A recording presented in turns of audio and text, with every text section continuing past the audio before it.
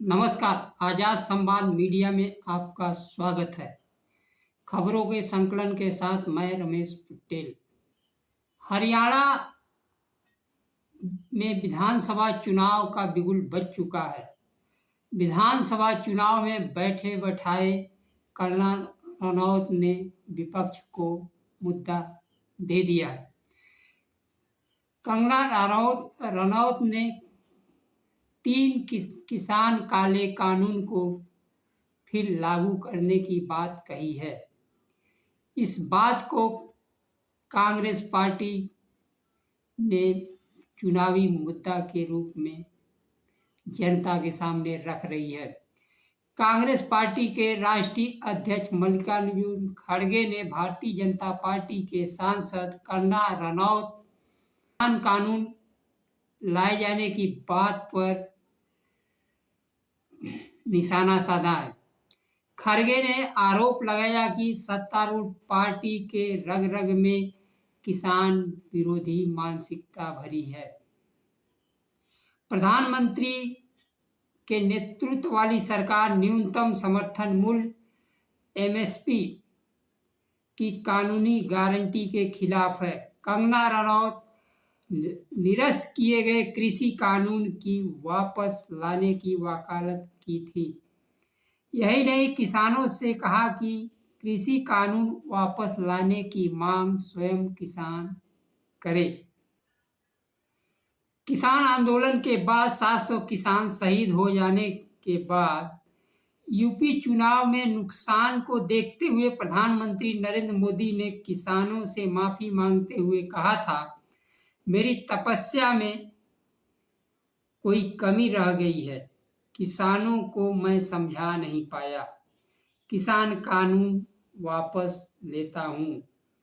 मोदी जी की वही तपस्या कंगना रनौत पूरी कर रही हैं। उनकी चाहत है कि किसान बिल पुनः फिर से लागू हो। मोदी जी की छुपी तपस्या कंगना रनौत का बयान। हरियाणा में विधानसभा चुनाव को देखते हुए भारतीय जनता पार्टी इस बयान से अपने आप को अलग कर लिया है। भारतीय जनता पार्टी कह रही कि यह पार्टी का बयान नहीं है, यह कंगना रनौत का निजी बयान है। खड़गे ने सोशल मीडिया पर लिखा, 750 किसानों की शहादत के बाद भी किसान विरोधी भाजपा और मोदी सरकार को अपने घोर अपराध का एहसास नहीं है। किसान विरोधी 3 काले कानून फिर लागू करने की बात की जा रही है। कांग्रेस पार्टी इसका कड़ा विरोध करती है। किसानों को गाड़ी से कुचलने वाले मोदी सरकार ने हमारे अन्नदाता के लिए कटीले तार, ड्रोन, आंसू गैस के गोले, कीले और बंदूकें का इस्तेमाल किया। आज भी किसान हरियाणा बॉर्डर पर बैठे हुए दिल्ली जाने के लिए, लेकिन उनको रास्ता आज भी भाजपा सरकार नहीं दे रही है।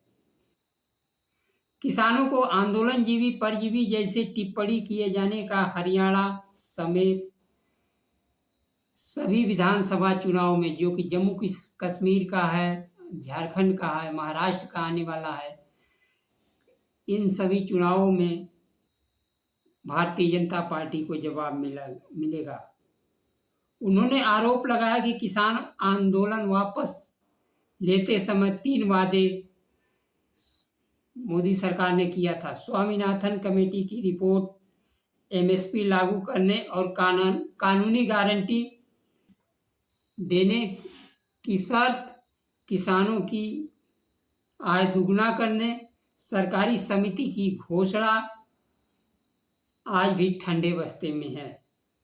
कंगना रनौत ने बैठे बैठाए विधानसभा चुनाव में विपक्ष को मुद्दा दे दिया है।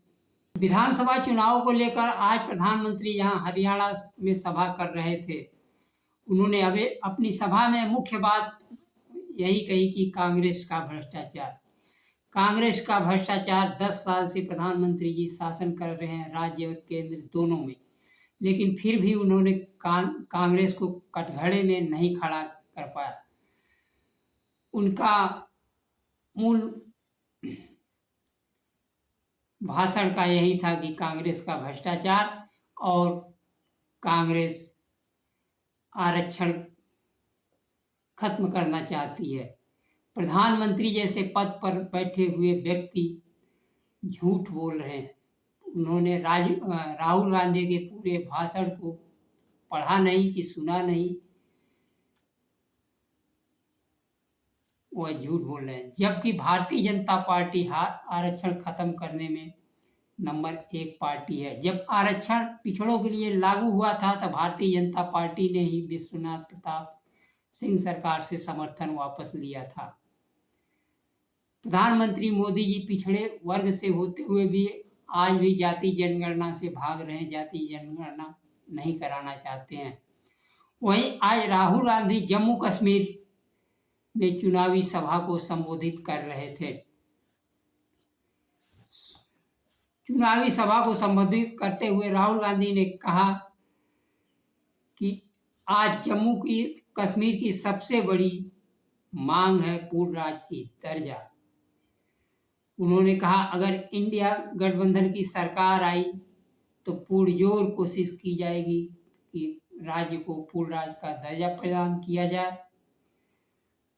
उन्होंने मोदी सरकार पर हमला बोलते हुए कहा कि नोटबंदी एक हथियार है। गलत जीएसटी ने देश के लाखों उद्योगों को खत्म कर दी। ये मेक इंडिया की बात करते हैं और सभी कॉन्ट्रैक्ट अडानी के हाथ में जाते हैं। Make by Adani, made in India नहीं। इनकी सारी रणनीति शोषण करने के लिए बनाई जाती है। जीएसटी आई, यह चुनाव आपको अधिकार देने का काम है। यह स्मार्ट मीटर गरीबों के घर में लगाते हैं, अमीरों के घर में नहीं। हिंदुस्तान के प्रधानमंत्री की पूरी सरकार अंबानी अडानी के लिए चलती है। इनका लक्ष्य होता है अडानी अंबानी के लिए रास्ता साफ करने का। एयरपोर्ट चाहे जहाँ जाओ अडानी टैक्स आपको मिलेगा। एयरपोर्ट अडानी टैक्स, सड़क अडानी टैक्स, अनाज अडानी टैक्स, सेना अडानी टैक्स, कारतूस अडानी टैक्स, अग्निवीर अडानी टैक्स। प्रधानमंत्री जी ने 16 लाख करोड़ कर्जा माफ किया। आपके किसानों युवाओं का कितना कर्जा माफ हुआ। आज कश्मीर में द्वितीय चरण का भी चुनाव संपन्न हो रहा है। अब तीसरे चरण में चुनाव प्रचार जोर पकड़ रहा है। तीसरे चरण में होने वाले मतदान के लिए इंडिया गठबंधन सरकार बनाने के लिए राहुल गांधी ने अडानी अंबानी पर मुख्य रूप से निशाना साधा।